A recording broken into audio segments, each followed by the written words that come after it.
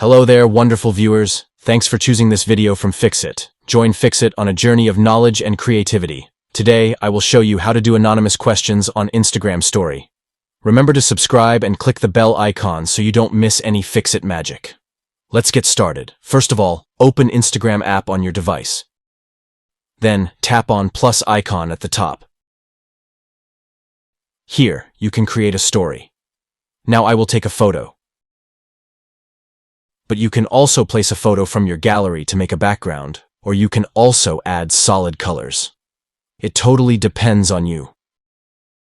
You can also add some music or sound effects if you want to.